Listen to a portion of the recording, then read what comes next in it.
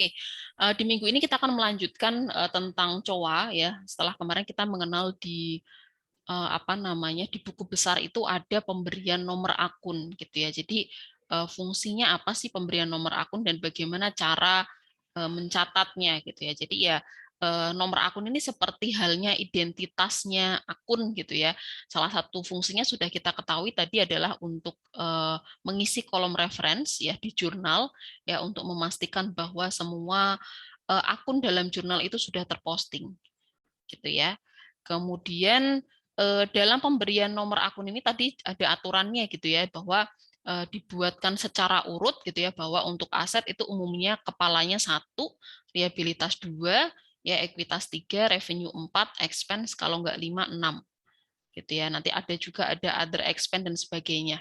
Ya, nah ini kebetulan angkanya agak random gitu ya karena memang akun-akun ini itu yang dimunculkan ya apalagi ada beberapa akun yang diwarnai merah ini adalah akun-akun yang nanti akan muncul di beberapa transaksi ya contoh transaksi yang dibahas di buku ini gitu ya. Nanti coba kita bahas untuk masing-masing akun mana yang teman-teman sudah familiar dan mana yang belum gitu ya.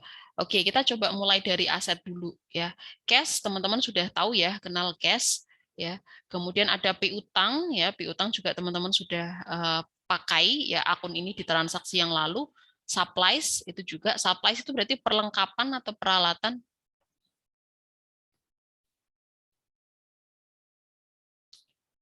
Supplies Perlengkapan, Bu. perlengkapan. Kalau peralatan namanya apa? Equipment. Equipment. Oke, terus di sini ada prepaid insurance ya. Ini teman-teman baru pernah dengar sekarang gitu ya. Kemarin mungkin sudah sempat saya singgung, tapi ini fungsinya untuk nyatet apa Bu ya, transaksi apa. Nanti kita bahas. Terus ada akumulasi depresiasi. Ini juga baru muncul gitu ya. Kemudian yang di liabilitas ada notes payable. Ini teman-teman kemarin sudah ada juga hutang wesel, accounts payable, hutang dagang sudah ada. Terus ini yang baru adalah unearned service revenue ya, pendapatan diterima di muka ya. Kalau ini adalah prepaid insurance asuransi dibayar di muka, yang ini adalah pendapatan jasa diterima di muka. Ya. Oke, saya tulis aja biar ingat.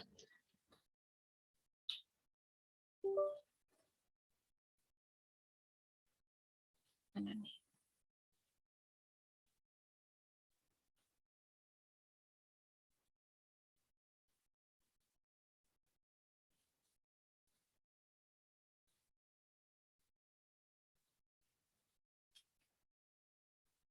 Dibayar di muka. Kalau ini pendapatan jasa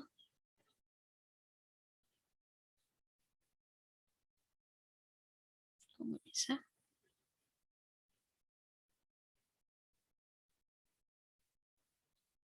Oke, nanti kita coba tulis di whiteboard aja ya. Kenapa nggak bisa nih?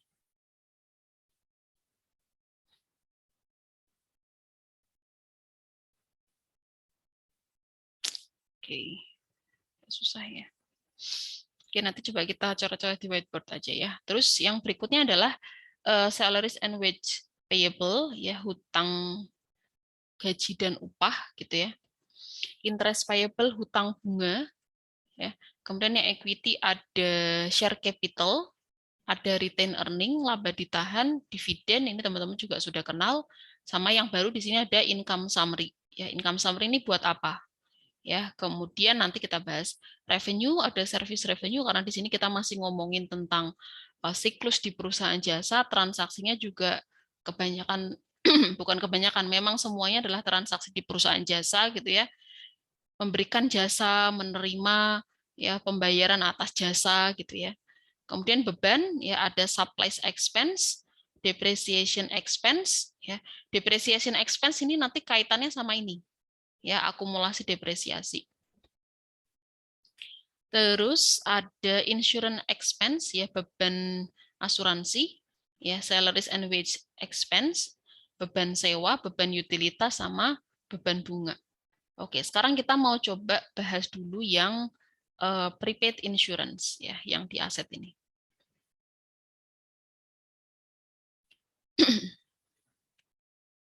Oke.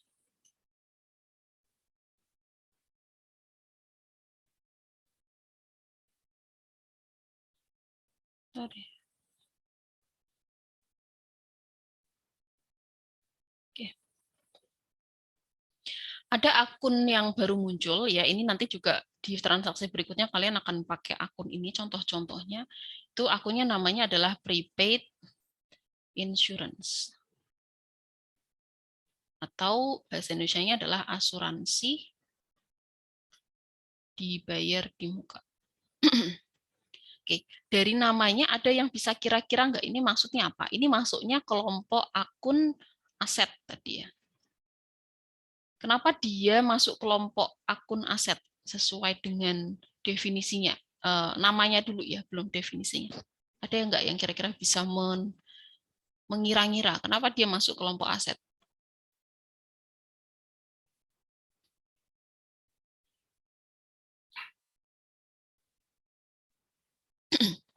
Berarti ini kalau dilihat dari namanya, ini kaitannya dengan transaksi apa?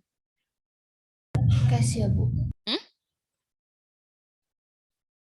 Gimana, Laras? Terkait akun yang cash. Cash? Gimana tuh? Kenapa cash?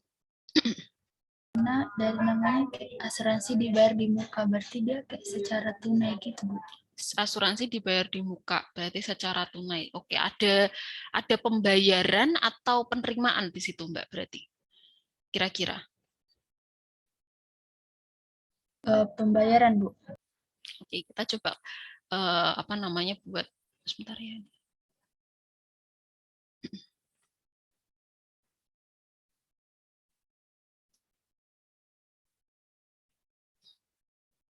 Oke, sabar.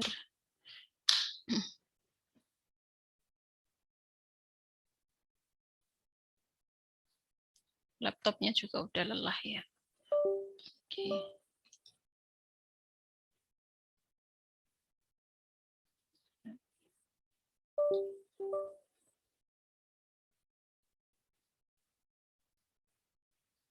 Kita pakai ini aja lah. Oke, tadi ada katanya ada pembayaran ya, transaksi pembayaran. Oke, apa yang dibayar, Mbak? Kira-kira. Ini kita masih nebak-nebak aja dulu, nggak masalah.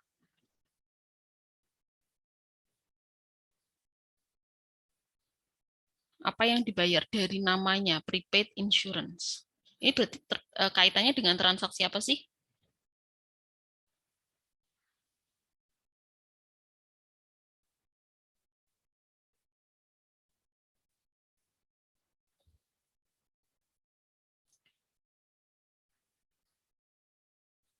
Transaksi apa? Insurance. Insurance itu kan berarti asuransi ya. Berarti ini terkait dengan transaksi asuransi. Gitu ya. Asuransi dibayar di muka. Oke, tadi kata Laras ada transaksi pembayaran di situ. Betul ya. Berarti di dalam eh, apa aktivitas ini ya asuransi dibayar muka ini adalah kita ya. Kalau ini kan berarti kita yang kalau misalnya ada transaksi ya berarti kan kita yang melakukan gitu ya. Eh, kita itu berarti sedang melakukan pembayaran atas premi gitu ya. Kalau asuransi itu kan berarti ada premi yang harus dibayar kan ya. Setiap bulan gitu ya, per 3 bulan gitu ya. Berarti ini pembayaran premi. Oke, nah kenapa di situ disebut asuransi dibayar di muka? Ya karena kita bayar dulu di awal per 3 bulan, terus kapan kita ngeklaimnya? Ya kalau asuransi itu kapan kita ngeklaimnya? Kapan seseorang atau perusahaan itu bisa mengklaim asuransi?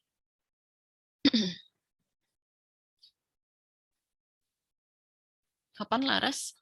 Saat kayak perusahaan itu terjadi suatu permasalahan gitu, Bu. Oke, saat misalnya ada kebakaran gitu ya, atau misalnya kecelakaan kerja gitu ya, maka kita bisa mengklaim. Berarti kan di situ asumsinya adalah terjadi ya konsep ini. Perusahaan itu sebentar ya ini.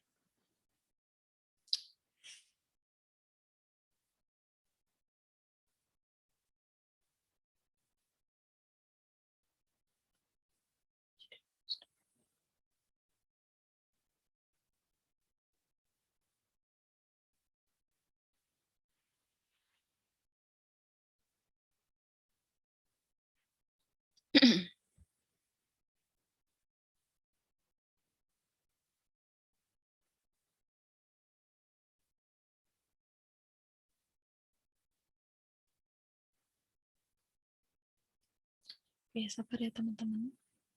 Semua itu juga harus satu-satu, ternyata whiteboard-nya juga nggak bisa dipaksakan ya. Oke. Oke, perusahaan itu ya sudah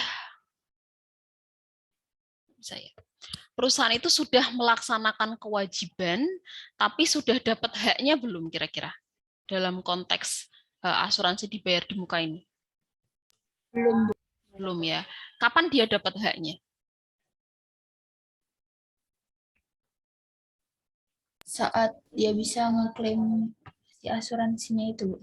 Oke, berarti di sini ada konsep kewajiban dan hak yang sudah dilaksanakan dan yang belum diterima gitu. Sehingga kalau dalam kemarin kan kalau kita ngomongin liabilitas ya, liabilitas itu kan adalah sebuah kewajiban yang harus diselesaikan gitu ya, karena itu adalah kewajiban perusahaan gitu ya yang harus dipenuhi, diselesaikan urusannya ya, salah satunya adalah hutang gitu. Nah, sekarang di sini adalah perusahaan itu sudah melaksanakan kewajibannya dengan membayar preminya gitu ya, tapi dia belum menerima haknya ya.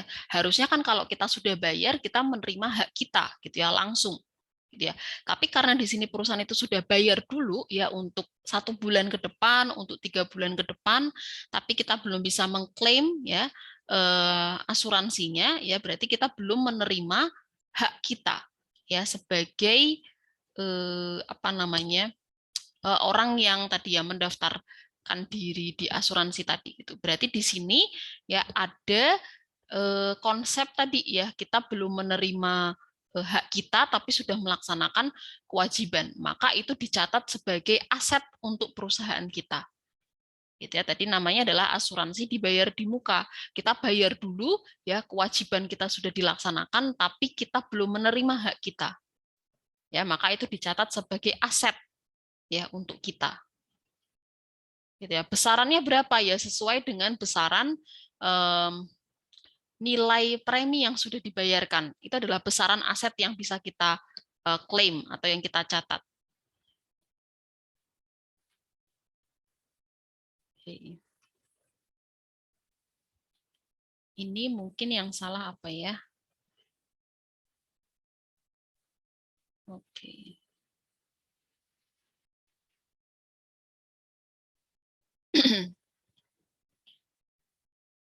Oke. Sementara gini dulu ya. Nah, ini adalah prepaid insurance itu adalah sebagai aset. Nah, kebalikannya dengan yang ini tadi. Ya, unearned service revenue, pendapatan diterima di muka. Ya, kira-kira bedanya apa? Kenapa unearned service revenue ini masuk di liabilitas? Kalau prepaid insurance dicatat sebagai aset karena perusahaan itu sudah melaksanakan kewajiban tapi belum dapat haknya, ya.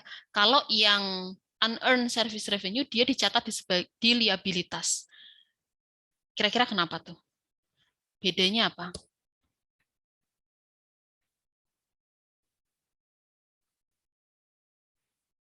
Ada yang mau coba jawab? Kira-kira aja dulu, nggak apa-apa.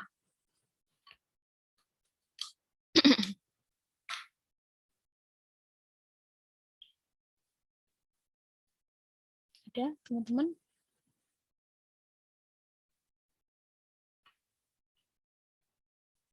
Ini memang nggak bisa ya.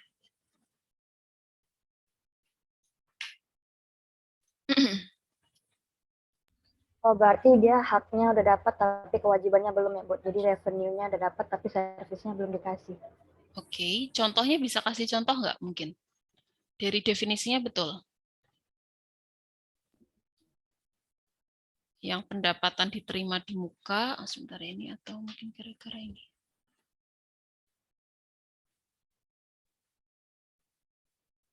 Ini harus perusahaan jasa ya, Bu? Ini semua masih konteksnya masih jasa.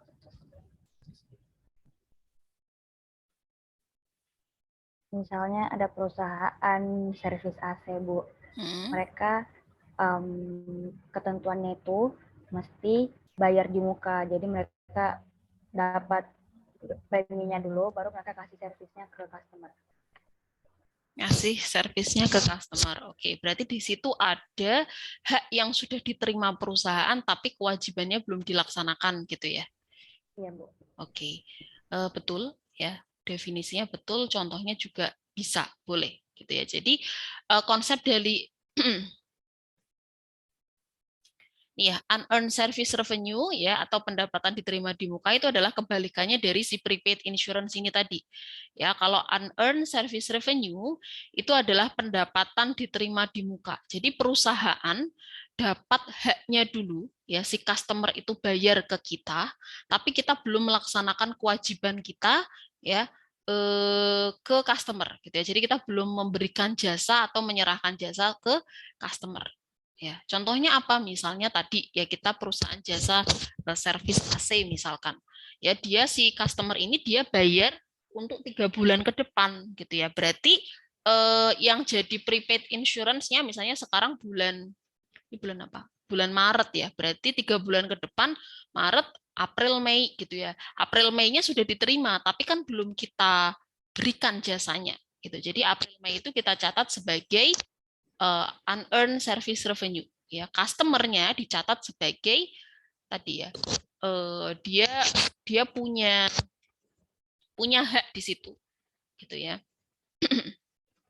Sedangkan kita punya kewajiban ya, unearned service revenue. Nanti berarti perusahaan ini harus mencatatnya sebagai liabilitas gitu ya, karena kita sudah menerima hak kita di awal, tapi kewajibannya belum dilaksanakan. Gitu. Oke, nah ini gimana nih? Saya nggak bisa coret-coret, padahal butuh ya. Kalau ngapus bisa, teman-teman. Ya coba ya.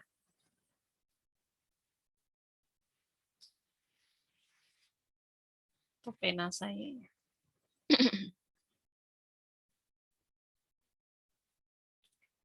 Oke. Kemudian ya ini ya konsepnya unearned service revenue. Terus berikutnya adalah terkait dengan ini income summary ya. Income summary ini nanti akan muncul kalau teman-teman saat membuat jurnal penutup. Jadi nanti kita bahasnya nanti ya, nanti kita ke mundur lagi ke sini nggak apa-apa kalau sudah masuk ke jurnal penutup. Sekarang akun income summary ini belum bisa kita pakai ya. Kemudian di sini ini ya, tadi ada akumulasi depresiasi, berarti kita bahas dulu yang ini ya, beban depresiasi atau depresiasi expense. Oke, ada yang pernah dengar kata-kata depresiasi atau penyusutan aset? Ada yang pernah dengar nggak? Mungkin di LPI kayaknya mungkin harusnya ada ya pembahasan tentang inventory, warehousing gitu ya. Ada nggak aset mengalami penyusutan ya atau mengalami depresiasi gitu? Pernah nggak dibahas? Kurnia Indra Saputra. Iya Bu, hadir. Oke, pernah nggak Mas kalau di LPI dibahas kata-kata depresiasi atau penyusutan aset gitu? Kalau untuk sekarang sih belum Bu, tapi dulu pernah Bu. Karena setiap aset itu kan terus dipakai kan kualitasnya akan berkurang. Betul, betul. Oke. Betul ya, itu dari kalimat itu saja sudah mengarah ke depresiasi. Dibahas di mana Mas dulu? Pernah dengar di mana? Di SMA. Oh, SMA. Akuntansi juga ya? Iya Bu. Oh ya, oke, ya betul. Tapi kalau di LP-nya belum sempat dibahas ya? Iya, belum pernah. Oke, betul ya. Jadi seperti katanya Mas Kurnia, jadi depresiasi ini tuh membicarakan tentang nilai aset gitu ya. Nilai aset. Aset itu kan punya nilai ya. Kalau kita misalnya beli laptop baru ya 15 juta ya masih full ya, masih kondisinya masih sangat bagus, semuanya baru, tidak ada cacat gitu ya, tidak ada yang error, itu berarti nilainya tadi ya, itu nilai asetnya gitu ya, sebesar 15 juta tadi. Tapi nanti seiring pemakaian seiring pemakaian 1 tahun, 2 tahun, ya mungkin ada yang seperti punya saya ini, ya mungkin kalau dipakai-pakai sudah agak lemot gitu ya. Itu berarti pasti ada nilai yang berkurang dari aset tadi. Ya, seiring dengan pemakaian ya nilai ya atau ya nilainya ya kita sebutnya adalah value dari si asetnya itu pasti akan berkurang seiring dengan pemakaian. Nah, yang disebut dengan depresiasi atau penyusutan itu adalah tadi ya penurunan nilai aset berdasarkan pemakaian. Gitu ya. Jadi depresiasi itu apa ya kita pakai yang shining depresiasi itu adalah penurunan ya. Penurunan nilai aset berdasarkan pemakaian. Oke, jadi pasti nilai asetnya akan berkurang, Bu. Iya, ya kalau semakin lama asetnya itu dipakai, ya pasti nilainya tidak akan sebesar seperti pertama kali dia dibeli ya. Mesin produksi di perusahaan ya, pertama kali beli mungkin dia kerjanya bisa cepat gitu ya, tidak muncul error-error gitu ya, tidak ada yang apa namanya perlu diperbaiki gitu ya. Tapi seiring pemakaian setahun, 2 tahun, 5 tahun ya bahkan mungkin sampai 8 tahun gitu ya, itu pasti akan ada nilai aset yang berkurang gitu ya. Nah, disitulah ada yang namanya depresiasi atau penyusutan nilai aset. Gitu ya. Sehingga penyusutan itu ya atau depresiasi itu dia memperhitungkan dengan ini umur, namanya umur ekonomis aset. Ya, umur ekonomis aset itu adalah berkaitan dengan apa ya? Mudahnya seperti masa gunanya aset gitu ya. Umumnya kalau misalnya mesin produksi itu masa guna asetnya berapa? Misalnya 10 tahun kah, 8 tahun kah gitu ya. Tapi bisa jadi aset itu tidak sampai pada umur ekonomisnya gitu ya. Kalau misalnya mesin produksi dia umur ekonomisnya ditentukan adalah 10 tahun gitu ya. Ternyata baru 1 tahun dia udah nggak bisa dipakai. Ya bisa jadi gitu. Kalau misalnya tiba-tiba perusahaannya mengalami kebakaran atau misalnya ada bencana gitu ya. Kemudian semua kantornya rusak gitu ya. Berarti kan itu memang tidak sesuai dengan umur ekonomisnya. Tapi kalau yang di sini dimaksud adalah umur ekonomis aset itu adalah jika ya aset itu digunakan ya bisa digunakan seperti dalam keadaan normal gitu ya. Jadi dia akan nilainya itu akan berkurang seiring dengan pemakaiannya. Gitu ya. Jadi nilai penyusutan itu akan disusutkan berdasarkan umur ekonomisnya. Biasanya penyusutannya itu dilakukan per tahun ya, dihitungnya ya itu per tahun gitu ya. Setiap tahun dia berkurang berapa, ya menyusut berapa, berkurang berapa nilai asetnya. Itu namanya depresiasi. Sehingga depresiasi itu berkaitan dengan apa?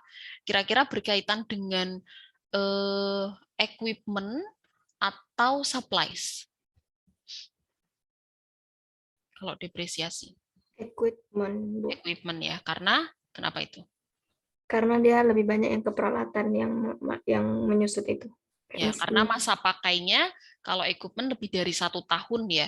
Kalau supplies kan tadi konsepnya habis pakai. Jadi kita mau ngitung penyusutannya tuh agak susah gitu ya. Karena tadi ya kita pakai tinta langsung habis, beli lagi pakai tinta langsung habis. Kalau pakai komputer ya kita kan beli nggak langsung rusak gitu ya kalau dalam kondisi yang normal ya asumsinya. Maka kita akan bisa menghitung penyusutan tiap tahunnya, berapa nilai yang berkurang dari aset tersebut. Jadi depresiasi itu kaitannya dengan aset. Ya, biasanya nanti kita akan membedakan aset itu ada yang sifatnya aset tetap ya berwujud dan aset tidak berwujud gitu ya. Ada nanti namanya aset tangible sama intangible. Tangible itu berwujud, intangible tidak berwujud. Ya, aset yang berwujud contohnya ya gedung, ya mesin produksi gitu ya, itu namanya aset tetap. Sedangkan intangible tuh ada nggak aset yang sifatnya nggak kelihatan, ya fisiknya nggak kelihatan, ada nggak kira-kira? Kira-kira ada yang bisa memberi contoh nggak? Ada nggak aset ya yang termasuk intangible? Ya dia fisiknya tuh nggak ada. Hak paten, Bu. Hak paten, hak cipta, merek dagang, Merek dagang. ya itu aset kita. Ya, perusahaan kalau punya merek di-franchise-kan gitu ya, itu jadi asetnya perusahaan. Ya, kelihatan nggak fisiknya? Enggak. Tapi itu aset, aset yang sangat berharga.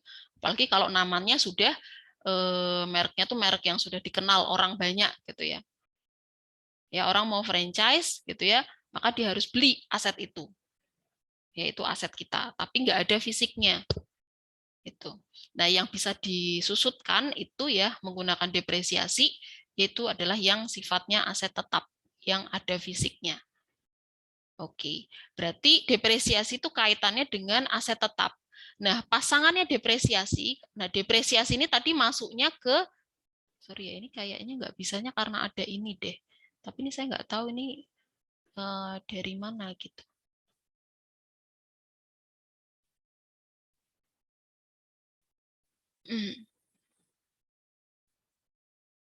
Sini aja lah ya. Ya, jadi depresiasi itu ya masuknya adalah ke kelompok akun expense ya, beban depresiasi. Ya. Nah, ketika mencatat itu di jurnal biasanya gini. Ya, kalau ada penyusutan mesin produksi ya, berarti kita mencatatnya adalah depresiasi, ini contohnya ya. Expense mesin, ada tanda strip terus dikasih kata mesin ya, menyebutkan asetnya apa gitu ya. Ini misalnya penyusutannya adalah 500 per tahun. Kemudian nanti ini debit kan ya. Expense kan saldo normalnya debit ya. Jadi kalau ada penyusutan ya kita baru melakukan perhitungan atau pencatatan penyusutan, maka depresiasinya baru muncul sehingga dicatat di debit bertambah ya depresiasinya. Ya karena saldo normalnya expense adalah debit. Ya. Kemudian kreditnya dicatat apa? Akumulasi, depresiasi, mesin. Sebesar 500. Ya, depresiasi expense, beban depresiasi strip mesin, ya berarti ini harus ada menunjukkan ini beban depresiasi aset yang mana. Gitu. Karena biasanya di perusahaan itu asetnya nggak cuma satu. Ya, berarti yang disusutkan kan lebih dari satu. Ya, maka di situ ketika kita mencatat beban depresiasi harus ditunjukkan itu untuk mencatat aset yang mana.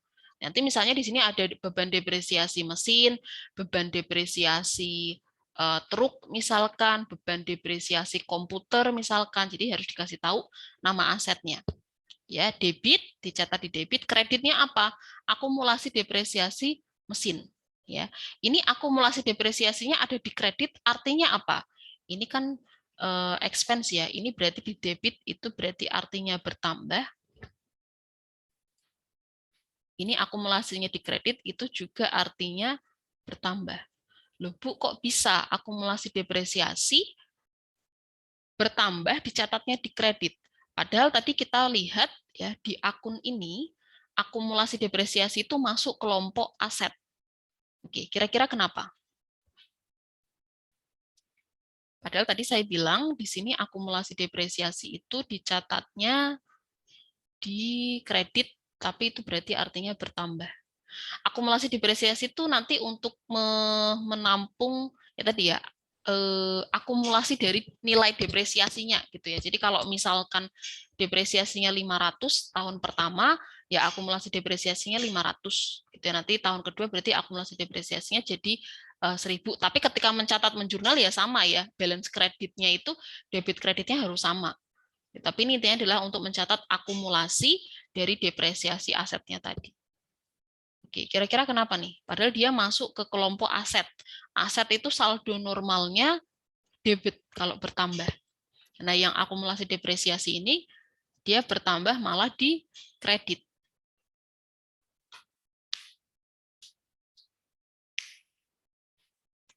Oke, kira-kira kenapa? Mungkin yang pernah ngambil kuliah akuntansi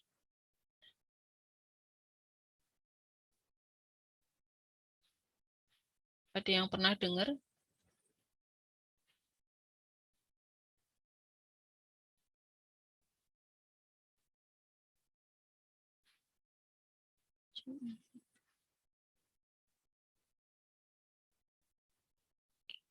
Oke, ada? Oke. Ya, jadi yang akumulasi depresiasi ini agak spesial ya. Nanti ada temennya lagi yang dia punya karakter juga sama seperti ini. Nanti kita bahas di belakang aja. Jadi akumulasi depresiasi itu dia masuk kelompok aset, tapi dia sifatnya adalah sebagai kontra account. Ya, jadi akumulasi depresiasi itu masuk ke dalam disebut sebagai kontra account, kontra akun. Ya, dia masuk kelompok aset, tapi kebalikannya aset. Gitu ya. Jadi kalau aset itu saldo normalnya adalah debit, ya maka akumulasi depresiasi saldo normalnya kredit, tapi dia kelompok aset. Karena dia masuk atau disebut sebagai kontra akun, ya kontra account. Ya, kontra berlawanan gitu ya. Sehingga nanti kalau kalau teman-teman masih ingat ya ketika membuat laporan posisi keuangan, ya balance sheet itu atau laporan posisi keuangan itu isinya apa? Ada yang masih ingat? Financial position isinya menyajikan apa saja? Akun apa saja? Aset, liabilitas sama ekuitas. Ya, aset, liabilitas, sama ekuitas. Oke. Nah, di aset ini ya kita akan menyajikan tadi ya, misalnya ada cash, ya ada supplies gitu ya. Ada equipment, ya equipmentnya itu nanti dirinci kalau misalnya perusahaan itu punya lebih dari satu equipment, ya maka di sini misalnya equipmentnya adalah mesin ya atau building. Ya berarti nanti di sini akan ada equipment-nya itu nilainya berapa ya, misalnya equipment-nya adalah 500 ya, kemudian akumulasi depresiasinya berapa, maka akumulasi depresiasi nanti dalam kurung ya, misalnya 300. Asetnya nilainya 500 ya, equipment-nya 500, kemudian penyusutannya 300 ya, karena penyusutan tadi itu adalah kita mencatatnya sama dengan akumulasi depresiasi, berarti kalau kita mencatat depresiasi itu kita juga harus mencatat akumulasi depresiasi. Nah, akumulasi depresiasi itu kontra akun, mengurangi asetnya. Ya, karena aset itu punya nilai, kemudian ada penyusutan, ya, maka akumulasi depresiasi itu akan mengurangi nilai aset. Ya, sehingga nanti ketika di balance sheet ya atau di laporan posisi keuangan sama ya, itu akumulasi depresiasi akan dicatat di bagian aset ya, dalam kurung mengurangi asetnya. Nanti kalau misalnya di sini ada kebetulan dirinci ya, misalnya ada building gitu ya, buildingnya nilainya 700 gini, terus akumulasi depresiasinya berapa, misalnya 500 dalam kurung, berarti hasil nilai aset bersihnya setelah dikurangi akumulasi depresiasi berapa ya, misalnya yang ini misalnya mesin ya, yang 500 ini nilainya mesin ya, berarti nilai bersih mesinnya ya, net value asetnya adalah 200. Itu yang harus kita hitung untuk menghitung asetnya nanti. Jadi yang kita pakai itu adalah 200-nya, bukan 500-nya. Kalau misalnya di situ ada akumulasi depresiasi. Ya, berarti yang kita pakai adalah nilai aset bersihnya setelah dikurangi akumulasi depresiasinya. Ya, sama juga building gitu. Ya, building nilai asetnya 700. Tapi karena tadi sudah dipakai beberapa tahun, ada penyusutan, ya. Penyusutannya akumulasi depresiasinya dicatat di sini, ya, 500 mengurangi asetnya. Berarti nilai bersih aset buildingnya adalah 200. Itu yang akan kita tambahkan dengan akun-akun cash, supplies, account receivable ya, untuk menghitung total asetnya. Nah, tadi berarti depresiasi expense-nya dicatat di mana, Bu? Kira-kira dicatat di mana? Kalau kita tadi mencatat depresiasi expense itu pasangannya akumulasi depresiasi. Akumulasi depresiasi dicatatnya di sini. Bukan dicatat ya, dimasukkannya ke laporan posisi keuangan. Yang ini berarti dicatatnya di mana? Dimasukkannya di mana? Depresiasi expense muncul di mana? Di laporan yang mana?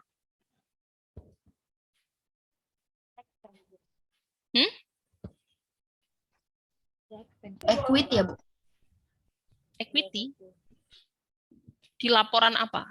Kan kemarin ada laporan tuh jenisnya banyak kan. Ini kalau akumulasi depresiasi munculnya di laporan posisi keuangan. Ya, karena dia bagian dari aset. Kalau yang depresiasi expense ini muncul di laporan apa? Net income. Net income. Betul.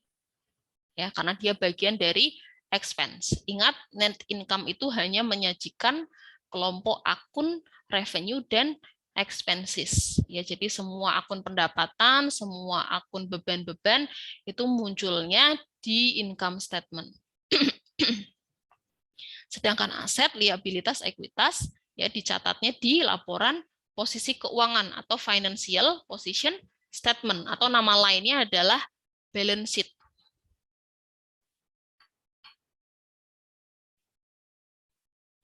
Balance sheet. Nih, nama lainnya.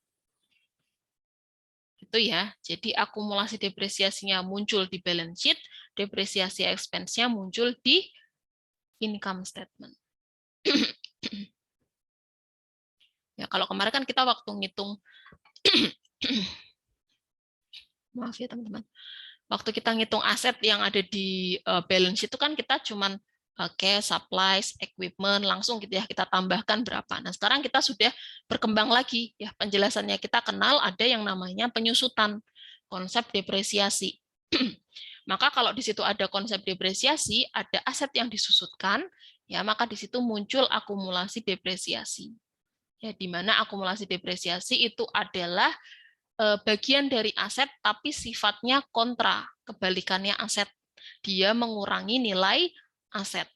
Sehingga ketika sudah mengenal konsep depresiasi, nanti penyajian di balance sheet-nya untuk setiap aset itu harus disajikan nilai bersihnya saja. Setelah dikurangi akumulasi depresiasi.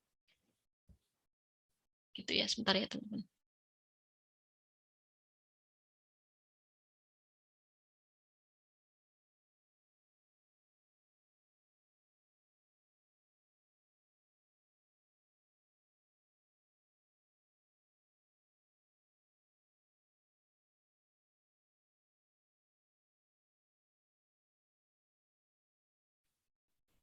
Oke, sampai di sini ada yang mau ditanyakan dulu terkait dengan depresiasi dan akumulasi depresiasi. Kalau cara ngitungnya depresiasi itu dia sebenarnya punya beberapa metode ya. Ada, nanti teman-teman akan bahas sendiri sih, tapi secara mudahnya ya, jadi metodenya depresiasi itu ada metode garis lurus, metode berganda gitu ya. Yang paling umum banyak digunakan itu yang straight line method atau garis lurus. Yang straight line method itu berarti artinya setiap tahun penyusutannya itu nilainya sama. Ya, misalnya tahun pertama disusutkannya 1 juta, nanti tahun berikutnya itu juga 1 juta dan seterusnya, tidak berubah. Jadi kalau metode berganda itu tergantung tadi ya penetapannya berapa setiap tahun. Nah, rumus umumnya cara menghitung depresiasi itu adalah nilai aset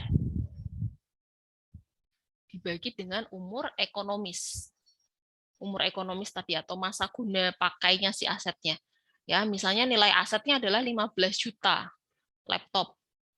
Terus perkiraan umur ekonomisnya ya itu berapa dia bisa dipakainya. Ya, misalkan 8 tahun.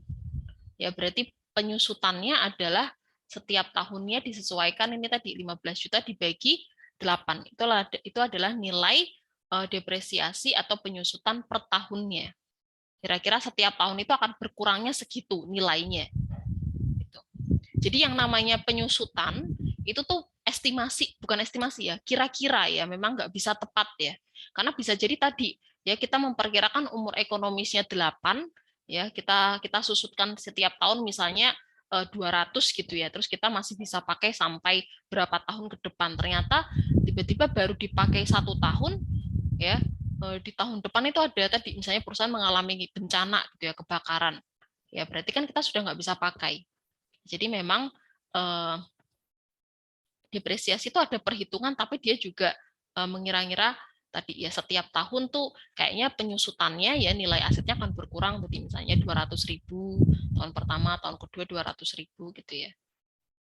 Gitu. Oke. Izin Nilai. bertanya, Bu. Oke, silakan. Untuk nilai depresiasinya ini, Bu, dalam suatu perusahaan biasa siapa yang hitung, Bu? Dari bagian mana? Sama orang accounting juga. Oh, berarti orang accounting-nya ya, Bu? Langsung dia ngitung dia biasanya include ya. Sebenarnya kalau di perusahaan yang sudah besar itu untuk hal-hal yang seperti ini tuh mereka sudah dihitung di awal gitu ya. Misalnya mereka punya aset gitu ya.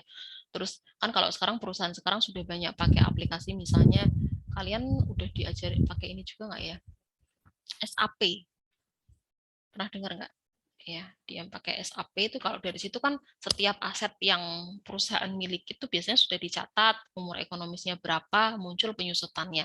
Nah, nanti orang akuntan itu tinggal menjurnal aja, ya dia fokusnya tinggal jurnal, ngelihat berapa penyusutan tiap tahunnya. Gitu. Biasanya kalau di perusahaan besar udah seperti itu sih levelnya. Jadi memang sudah langsung ya ada aset, punya asetnya apa saja, berapa nilai asetnya dibagi dengan umur ekonomisnya gitu.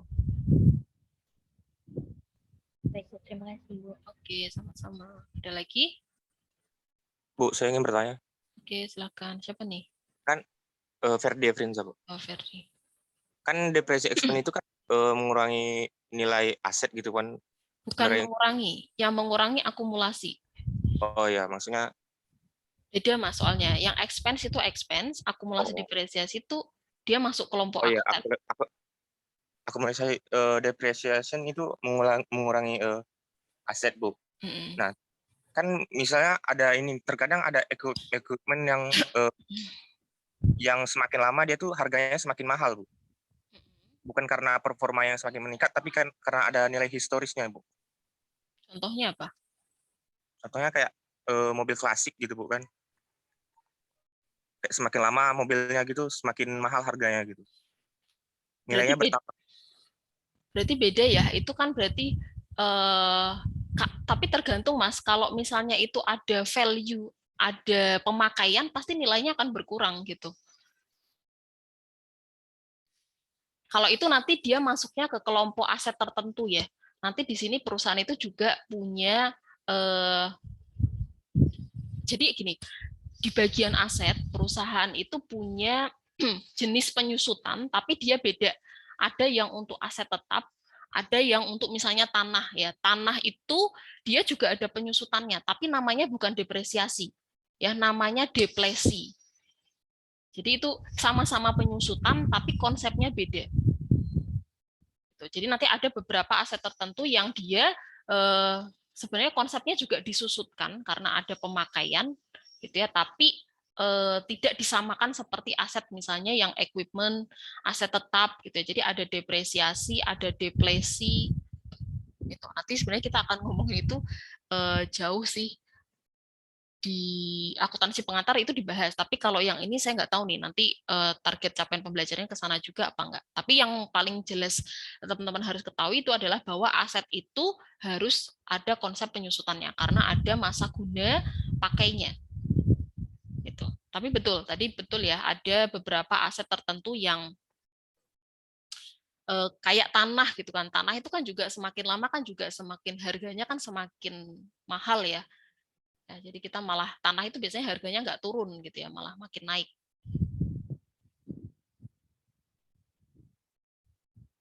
Gitu Mas Ferdi. Ya, jadi nanti ada beberapa aset yang memang dia konsepnya sebenarnya disusutkan juga, tapi cara penyusutannya berbeda. Ya, salah satunya tadi tanah. Atau juga kita tuh sebenarnya punya beberapa aset kalau mau dikelompokkan lebih detail lagi tuh di perusahaan-perusahaan tertentu tuh dia punya aset yang sifatnya itu bukan aset tetap ya, bukan aset yang tidak berwujud juga, tapi aset-aset namanya aset biologis gitu ya. Kayak misalnya kalau perusahaannya itu punya dia adalah perusahaan misalnya pertanian Ya, perusahaan-perusahaan pertanian itu kan berarti asetnya, ya misalnya dia terkait dengan farming gitu ya, peternakan. Ya, berarti kan dia itu sebenarnya punya aset, tapi bukan termasuk aset tetap juga, bukan termasuk aset tidak berwujud gitu ya, tapi dikategorikan sebagai aset biologis. Itu sebenarnya pembicaraannya lebih luas lagi sih. Tapi tadi ya supaya teman-teman kenal bahwa pengelompokan aset itu memang secara umum seperti ini. Ya, ada equipment, ada aset tetap, ada aset tidak berwujud, tapi tetap melihat konteks jenis bisnisnya.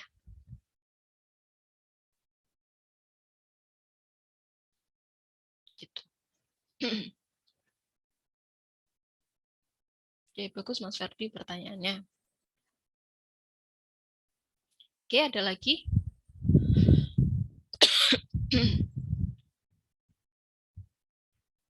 Ada lagi yang mau ditanyakan?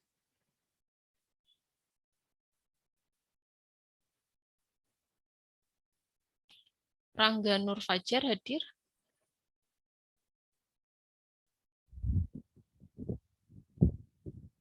Rangga Nur Fajar.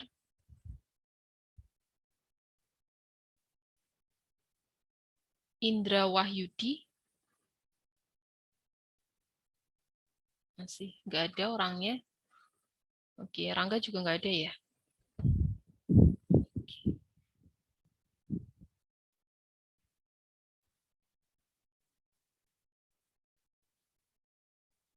Oke, ada yang mau ditanyakan dulu terkait dengan depresiasi dan akumulasi depresi. Jadi gitu ya, depresiasi itu masuk ke expense. Ya, kalau ada pencatatan penyusutan, maka asumsinya di situ adalah penyusutannya bertambah karena baru pertama kali dicatat. Kemudian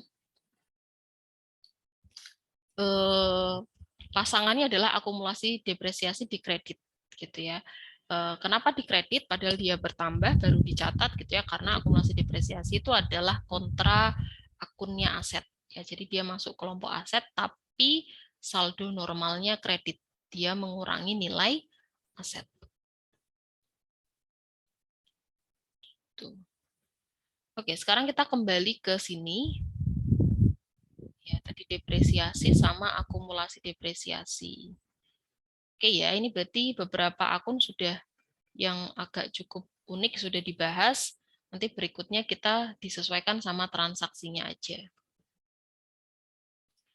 Oke.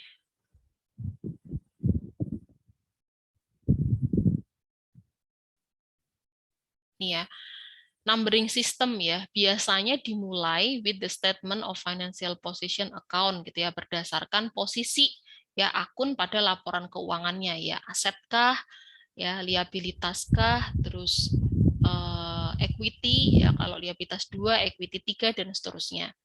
Kemudian number of account ya, jumlah akunnya tergantung dari bagaimana perusahaan itu mendetailkan akun yang diinginkan, yang tadi saya bilang gitu ya. Jadi bisa jadi setiap perusahaan itu asetnya ya di perusahaan satu itu misalnya totalnya 10 ya, untuk sama-sama akun yang sama-sama misalnya ada supplies-nya, ada equipment-nya, atau expense-nya ya. Misalnya expense-nya, salaries-nya itu di perusahaan A itu dia punya satu salaries expense. Di perusahaan B dia salaries expense-nya dirinci lagi menjadi 4 gitu ya. Tergantung dari bagaimana perusahaan itu mendetailkan ya akunnya.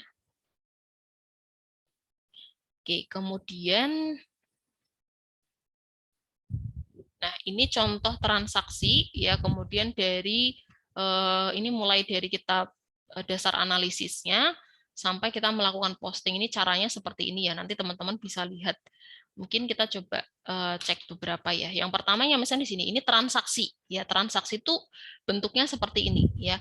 Tanggal 1 Oktober perusahaan menginvest 10.000 cash ya di perusahaan advertising ya, di perusahaan advertising. Kemudian berarti di sini setelah ada transaksi ya, kita melakukan dasar analisisnya dulu ya, kita melakukan analisis atas transaksi ini. Ya berarti asetnya meningkat. Ya, di bagian apa? Cash. Ya, cashnya meningkat ya 10.000, kemudian equity-nya juga meningkat di bagian apa? Modal saham. Ya, share capital sebesar 10.000. Ya, kemudian setelah kita analisis ya dari transaksi tadi, mana yang bertambah, mana yang berkurang, atau bertambah semua atau berkurang semua, gitu ya. Kemudian kita melakukan membuat equation analysis, gitu ya. Aset sama dengan liabilitas plus ekuitas, ini persamaan dasar akuntansi. Ya, asetnya tadi yang bertambah itu adalah di bagian cash bertambah 10.000, equity yang bertambah di bagian share capital 10.000. Ya, berarti antara kelompok sisi sebelah kiri sama dengan sisi sebelah kanan ya. Ini kan harus balance ya. Terus kita mencatat ya, sudah kita bisa menganalisis seperti ini, kita mencatat debit kreditnya. Ya, ini sebelum mencatat dianalisis dulu ya debit kreditnya. Oh, berarti kalau asetnya bertambah di bagian cash, cash bertambah itu berarti dicatatnya di debit 10.000. Terus tadi equity-nya meningkat ya, share capital-nya bertambah. Share capital kalau bertambah di kredit karena saldo normalnya kredit. Ya, berarti cash-nya debit, share capital-nya kredit. Ya, sudah kita menganalisis debit kreditnya, kita bisa melakukan penjurnalan menggunakan format jurnal ya. Yang ditulis dulu apa? Debitnya ya, tulis dulu tanggal transaksinya ya, 1 Oktober. Kemudian kita melakukan penjurnalan Kalau ada akunnya. jalan apa? Hah? Mau berak. Kau mau pergi jam berapa, Bang?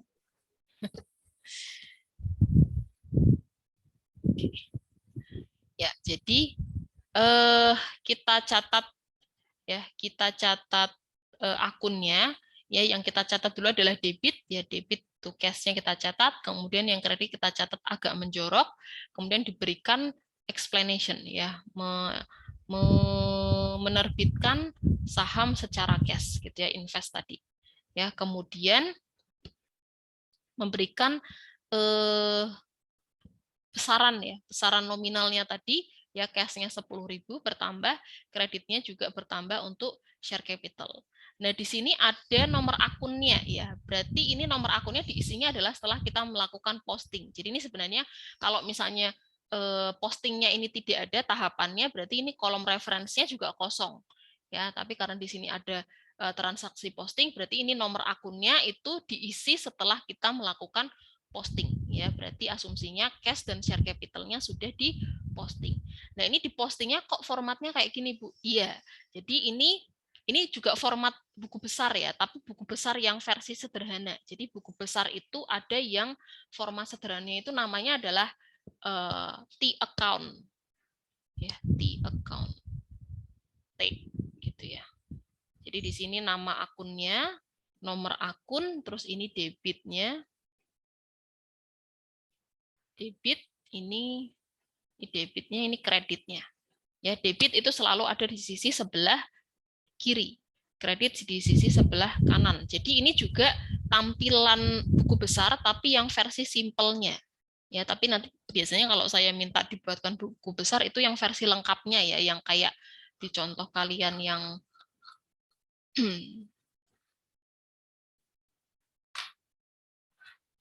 sorry ya.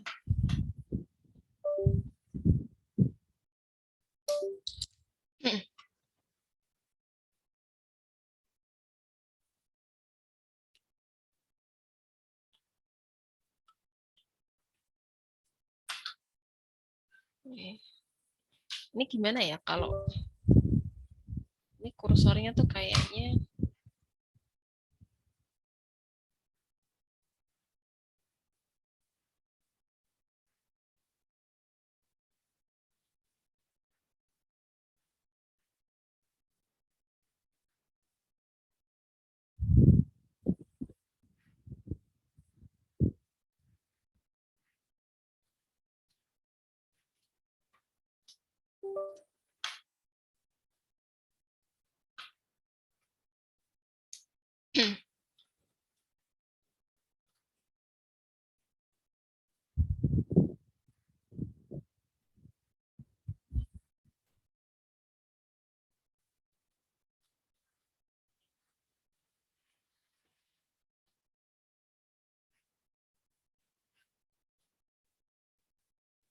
Ini ya.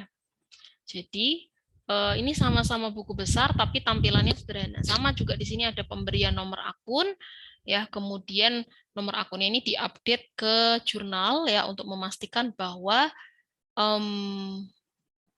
sudah diposting. Gitu ya, yang cash-nya diposting di debit, yang share capitalnya diposting di kredit. Oke, ini untuk transaksi pertama. Oke, ada yang mau bertanya terkait dengan ini?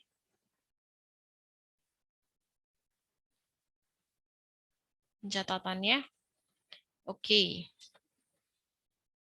Nanti teman-teman untuk yang ini, teman-teman bisa analisis ya satu-satu gitu ya terkait dengan transaksinya.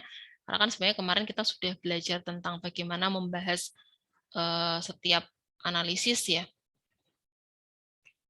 Setiap transaksi maksud saya, ini kemudian tinggal diimplementasikan aja ke. Oke, mungkin saya akan coba bahas yang ini aja, yang ada akun-akun yang baru ya. Misalnya ini. Ini terkait sama unearned service revenue. Karena target saya teman-teman bisa selesai di trial balance. Oke, pada tanggal 2 Oktober ya si perusahaan Yasici ini ya dia menerima 1.200 ya cash advance. Ya cash advance itu maksudnya adalah penerimaan kas di muka gitu ya. Jadi kita terima dulu ya, kita menerima kas di awal gitu ya, di depan gitu ya, dari si Nox ini gitu ya. Seorang klien untuk advertising service ya that are expected to be completed ya Desember 31. Oke, jadi si perusahaan kita ya si G ini kita sudah menerima dulu cash sebesar 1.200 di awal ya dari customernya untuk jasa servis iklan yang nanti akan baru selesai atau dilakukan di Desember 31, di akhir Desember gitu. Jadi artinya kita sudah menerima dulu uang di awal ya, tapi kita belum melaksanakan kewajiban kita untuk memberikan jasa iklan ya. Jasa iklannya kapan nanti? Ya 31 Desember. Transaksinya kapan? 2 Oktober. Ya, kita nerima uangnya di tanggal 2 Oktober. Gitu ya, tapi kita baru melaksanakan kewajibannya nanti tanggal 31 Desember. Sehingga di situ ada unearned service revenue ya, pendapatan diterima di muka. Ya berarti ada kewajiban yang muncul. Ya, karena kita sudah dapat hak kita, tapi kewajibannya belum dilaksanakan. Ya, berarti kewajibannya muncul. Berarti kalau kewajibannya muncul, kewajibannya bertambah atau berkurang? Bertambah. Bu. Bertambah ya, berarti unearned service revenue-nya dicatat di debit, kredit,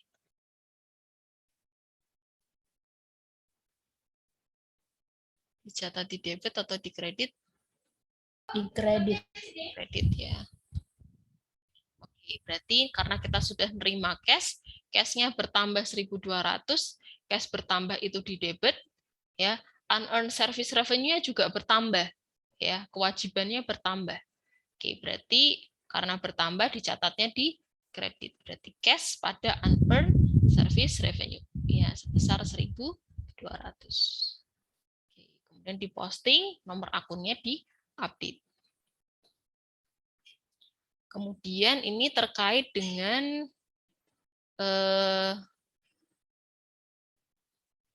kok sama ini?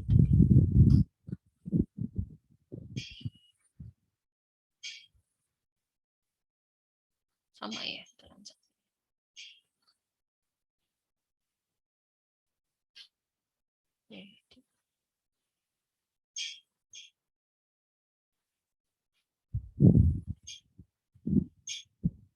Sama ya.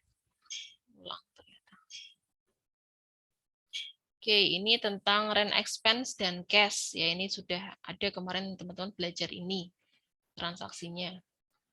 Oke, kita coba bahas yang, nah ini prepaid insurance ya. Pada tanggal 4 Oktober, ya si perusahaan Yasici, perusahaan kita membayar 600 untuk 1 tahun insurance policy ya untuk preminya. Ya kita bayar di awal 600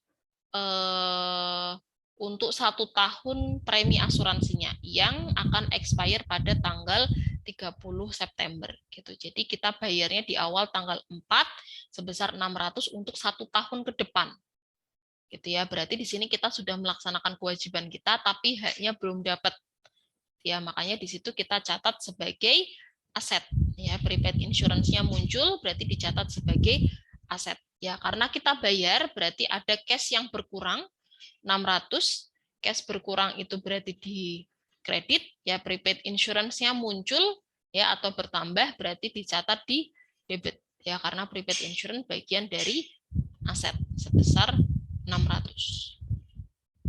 Oke, ini contoh dari prepaid insurance. Kemudian ini terkait dengan pembelian kredit ya. Pembelian kredit on account ya, berarti muncul accounts payable sama supplies. Supplies-nya nambah, accounts payable-nya juga nambah ya. Ini kemarin sudah. Kemudian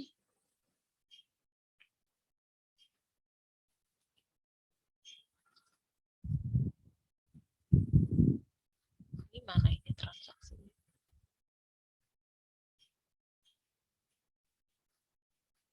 Tanggal 9 ya. Sebenarnya kepotong ya.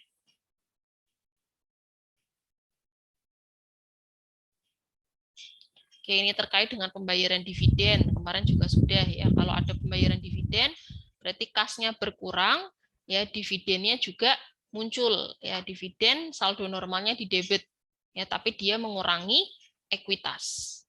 Gitu ya. Oke, dividen pada cash. Kemudian di sini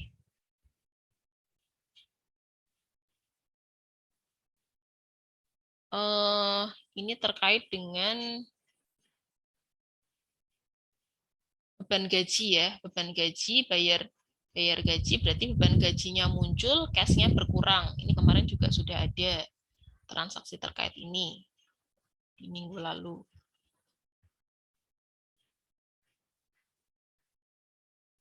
Ini terkait dengan menerima 10.000 cash dari jasa iklan ya yang dilakukan di bulan Oktober. Ya, berarti cash-nya nambah, pendapatannya juga nambah bagian service revenue. Ya, berarti cash pada service revenue ini juga sudah ada. Nah, ini berarti kalian nanti untuk menentukan saldo akhir masing-masing akun ketika posting tuh seperti ini ya. Jadi fungsinya adalah kita tuh memang mau tahu berapa sih saldo akhir setiap akun ya dari semua transaksi yang ada di periode tersebut gitu. Karena bisa jadi satu akun itu dipengaruhi oleh beberapa transaksi gitu ya, bukan cuma satu transaksi aja. Contohnya ini ya, cash. Cash itu dari tanggal 1 sampai sekarang tanggal 20. Kalau ini berarti ini tanggal berapa? Tanggal 31 ya, sudah tanggal 31 itu ada yang menambah cash, ada yang mengurangi. Ya, cash-nya ada yang bertambah, ada yang berkurang. Nah, nanti kita akumulasikan gitu ya, saldo akhirnya berapa. Ya, di akhir periode ya 31 Oktober itu saldo cash-nya tinggal berapa. Ya, nanti ini ada kaitannya sama tadi trial balance ya yang akan kita bicarakan setelah ini. Oke, nah setelah kita melakukan penjurnalan, ya kita menganalisis, ya kita menganalisis debit kredit, ya mana yang bertambah dan berkurang, kita menjurnal, ya maka tampilan jurnalnya itu untuk semua transaksi di bulan Oktober, ya ini berarti semuanya di bulan Oktober itu bentuknya seperti ini. Ya, jadi ini tahun sama bulannya hanya ditulis sekali, yang lainnya adalah tanggal yang ditulis berulang. Kemudian di sini adalah nama akun dan penjelasannya, yaitu terkait dengan transaksi apa. Kemudian di sini ada kolom debit dan kredit. Ya, ini kolom referensinya sudah ada isinya. Berarti artinya akun-akun ini sudah diposting ke buku besar. Ya, kemudian di sini ada halaman jurnalnya J1, berarti menunjukkan itu adalah jurnal umum halaman pertama. Gitu ya. Kemudian ini untuk semua transaksi. Nah, berarti ini adalah tampilan dari general ledger-nya ya yang perlu teman-teman ketahui. ya. General ledger-nya dibuatkan per akun ya. Kalau di sini kan teman-teman lihat nih ada banyak akun yang muncul ya. Walaupun misalnya cash itu munculnya beberapa kali ya, maka di sini buku besarnya juga cash-nya dibuatkan sekali ya, isinya menampung semua saldo cash di buku besar ya, atau nominal cash di buku di jurnal maksud saya. Ya, kita masukkan semua, kemudian di akhir kita akumulasikan, kita hitung berapa saldo akhir dari masing-masing akun. Ya, ini ada, berarti kita buatkan ada berapa nih? 1, 2, 3, 4, 5, 6, 7, 8, 9, 10, 11, 12. Ada 12 buku besar ya untuk masing-masing akun. Yang merah ini itu berarti adalah saldo akhir dari masing-masing akun setelah kita melakukan semua postingnya. Ya, kita melakukan posting untuk semua transaksi yang ada di jurnal. Ya, nah kalau transaksinya banyak seperti ini kan kita perlu memastikan bahwa apakah semua akun yang ada di sini sudah terposting belum. Ya, caranya tadi ya berarti kita mengupdate ya nomor akun di bagian kolom referensinya. Ya, untuk menunjukkan bahwa akun tersebut ya pada tanggal tertentu itu sudah diposting di buku besarnya, sehingga tidak ada yang tercecer atau tertinggal. Gitu ya. Dari buku besar ini ya tujuannya adalah kita mendapatkan ini yang merah-merah ini tadi. Ya, saldo akhir untuk masing-masing akun. Nah, berarti kan saldo akhir itu berarti di akhir periode. Gitu ya. Kemudian, setelah ini apa yang harus kita lakukan? Oke, kita masuk ke di sini, ke trial balance. Atau nama lainnya adalah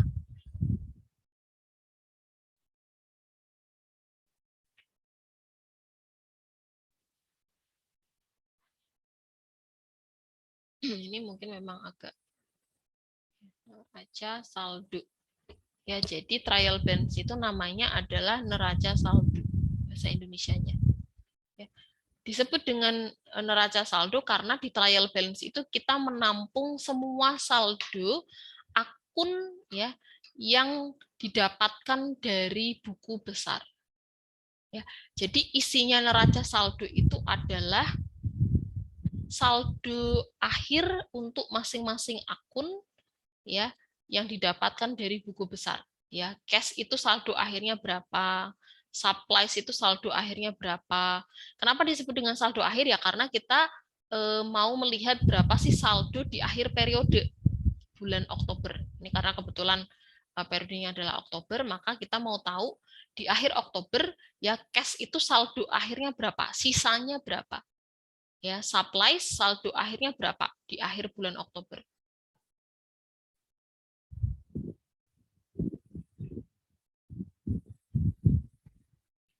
Itu ya. Oke, kemudian nah tampilannya adalah ini ya yang tahapannya ya berarti setelah kita melakukan analisis jurnal, kita sudah melakukan posting ke buku besar, kemudian kita membuat trial balance ya atau neraca saldo. Ya, langkahnya gimana? Pertama, list ya nama akun dan saldonya. Berarti nama akun itu tadi ya untuk kalau misalnya tadi di buku besar itu ada 10 akun yang dibuatkan buku besarnya, maka di neraca saldo juga ada 10 akun yang muncul beserta saldo akhirnya yang merah-merah tadi. Ya, dan disesuaikan tempatnya apakah saldonya itu ini ya 2.500 ini adalah kredit posisinya atau debit. Ya, cash itu apakah dia posisinya debit atau kredit 15.200 ini. Taunya dari mana, Bu? Ya dilihat ya. Kalau misalnya dia komponen debitnya lebih besar daripada kredit ya di akhir ya, maka itu menunjukkan posisi saldo akhirnya. Itu ya. Kalau yang cuma satu-satu seperti ini ya berarti langsung aja ya kita masukkan kayak Misalnya revenue, ya revenue hanya muncul sekali di kredit, berarti ini saldo 10.000 ini adalah posisinya di kredit. Tuh. Kemudian ya kita akan mentotalkan ya kolom debit dan kredit, ya kemudian memverifikasi dua kolom. Jadi dalam konsep trial balance itu kita juga punya kolom debit dan kredit dan harus sama. Ya, jadi salah satu cara untuk melihat ya apakah seorang akuntan itu sudah membuat trial balance yang sama atau tidak, di situ adalah kita akan melihat jumlah total di kolom debit dibandingkan dengan jumlah total di kolom kreditnya. Apakah sama atau enggak? Ya, kalau sama berarti dia betul. Tapi bisa jadi kalau salah itu belum tentu ini ya. Kalau salah sudah pasti salah, tapi kalau betul itu belum tentu ketika di postingnya itu dia betul. Ya, mungkin dia ada juga melakukan double posting ya. Jadi misalnya gini. Ini tampilan trial balance ya, yang formatnya seperti ini. Jadi sama seperti yang kemarin buku besar, itu juga ada formatnya. Ini yang trial balance juga punya format, dan teman-teman juga harus ikuti format ini. Gitu ya, di sini ada nama perusahaan, kemudian nama trial balance-nya atau neraca saldo, terus periodenya. Periodenya pasti di akhir ya, akhir bulan. 31 Oktober 2020. Kemudian di sisi sebelah kiri kita meliskan ya, membuat daftar merincikan akunnya sesuai dengan yang muncul di buku besar. Ya, jadi kalau buku besarnya itu muncul dari cash sampai rent expense, berarti di trial balance-nya juga yang didaftarkan yang ini.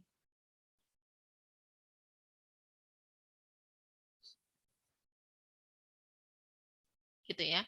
Jadi yang dimasukkan ke trial balance itu adalah sama dengan yang muncul di buku besar akunnya ya.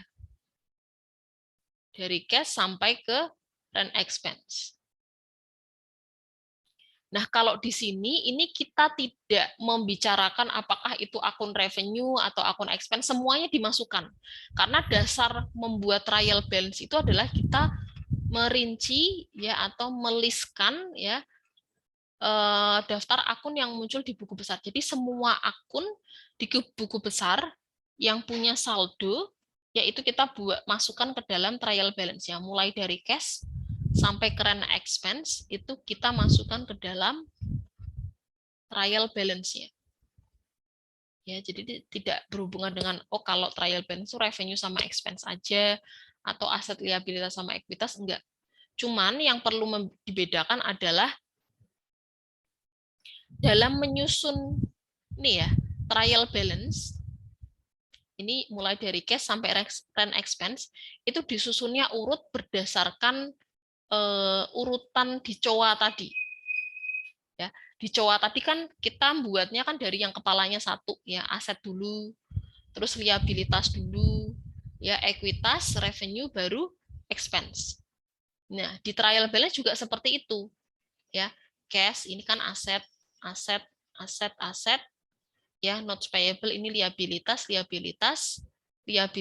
ya, jadi unearned service revenue ini walaupun namanya revenue tapi dia bukan pendapatan ya, dia liabilitas. Terus ini share capital, ekuitas ya, pendapatan, beban ya, jadi urut buatnya sama juga di buku besar gitu ya, kita sesuaikan dengan nomor akunnya, kepala 1 dulu ya, terus kepala 2, kepala 3, 4 ya, terus ini expense-nya kebetulan kepala 7. Ya, jadi di trial balance-nya pun juga semuanya dimasukkan, tidak membicarakan itu revenue atau expense, tapi kita buatnya secara urut ya, berdasarkan kelompok akun. Ini cash, supplies, prepaid insurance, equipment, ini kan semuanya aset. Berarti cara membuatnya gimana? Diurutkan berdasarkan nomor akunnya. Ya, kalau cash-nya itu nomornya di urutan nomor akun pertama, maka case-nya dibuat pertama. Supplies urutan nomor kedua berarti dibuat kedua. Ya, terus ada kolom debit dan kredit, cara membuatnya sama persis seperti ini. Ya, kemudian di sini adalah diisi nominalnya.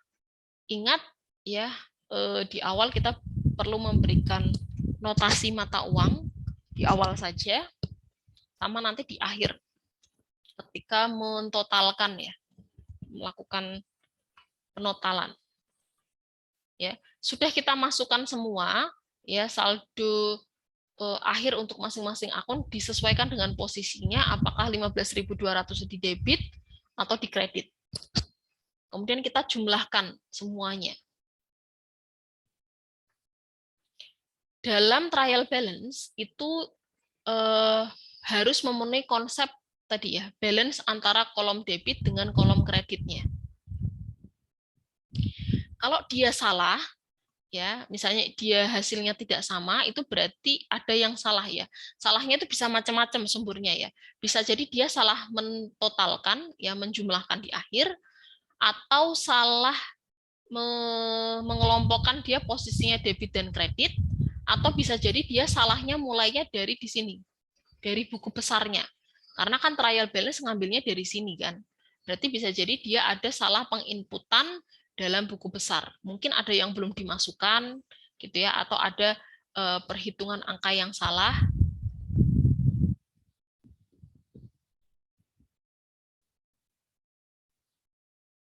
Gitu ya. Nah, biasanya juga kesalahan yang umum terjadi ya, kenapa kok trial balance itu enggak balance gitu ya, kenapa trial balance itu hasilnya enggak sama, itu bisa jadi kadang gini. Ketika kita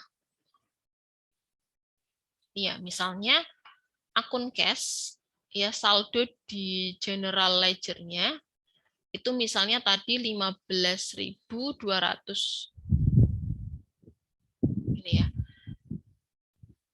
Saat kita masukkan ya angka ini ke trial balance, ya ini dimasukkan ke trial balance, kita nyatetnya itu ternyata enggak 15.200 tapi 152.000.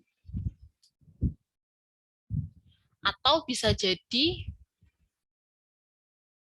1520.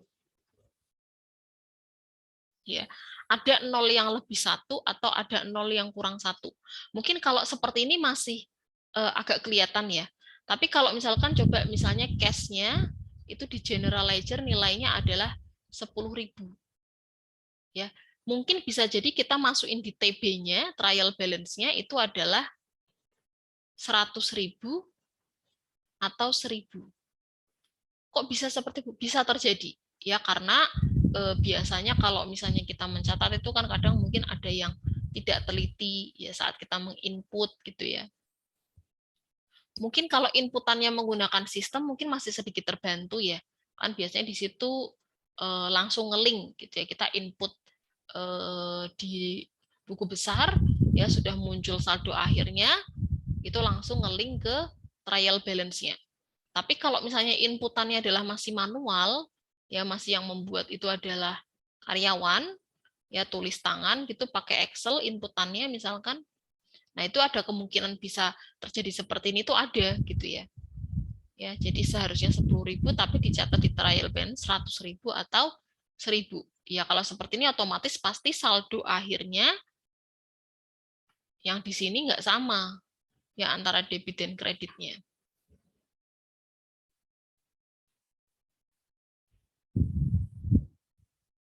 Gitu ya. Jadi kesalahannya itu sumbernya bisa macam-macam.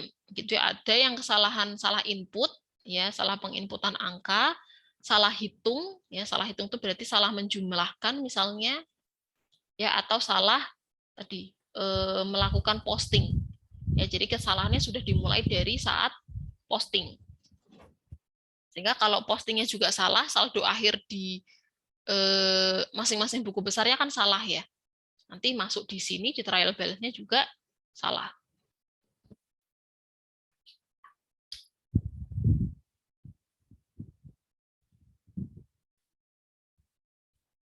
Oke, ada yang mau ditanyakan dulu terkait dengan trial balance?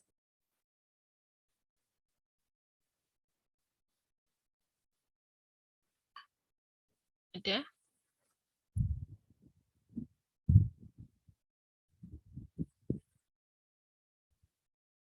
Belum ada, aman. Nah, nanti saya kasih tugas terkait dengan ini ya. Kemarin-kemarin saya belum kasih tugas karena saya pinginnya nyambung gitu antara posting sama trial balance. Oke, nah ini ada contoh-contoh keterbatasan dari trial balance. Kemudian ini bagaimana cara menemukan errornya ya. Kalau misalnya hasil di saldonya ini ya, itu antara debit dan kredit. Biasanya mahasiswa itu panik kalau sudah menemukan ya bahwa kolom debit kredit di trial balance-nya itu nggak sama. Itu karena ini kesalahannya bisa dekat-dekat sini atau bisa jauh gitu. Ya kalau yang paling dekat itu ya berarti kita hanya tinggal menjumlahkan ulang. Bisa jadi kita ada yang salah hitung. Tapi kalau kesalahan yang jauh itu berarti kita ngeceknya harus sampai ke buku besar atau mungkin sampai ke jurnal ya. Bisa jadi mungkin jurnalnya tadi ada yang salah. Sehingga ngaruh ke buku besar, ngaruh ke trial balance.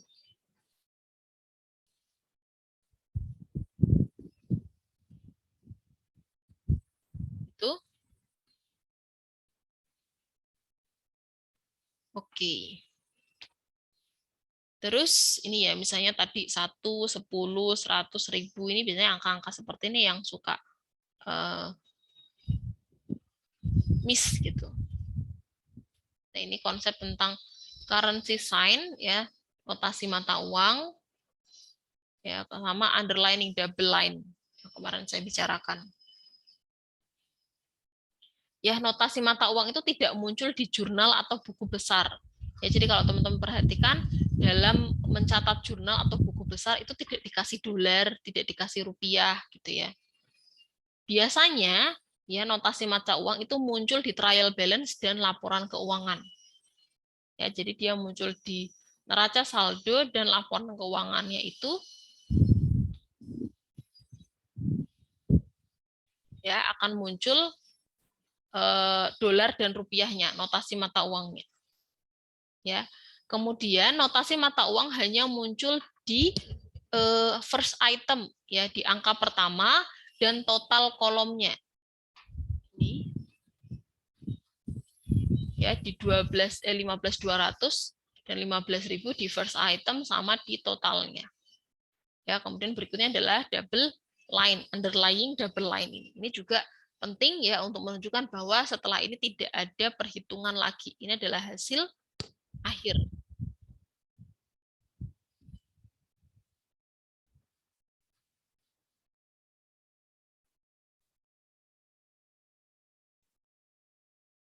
Oke.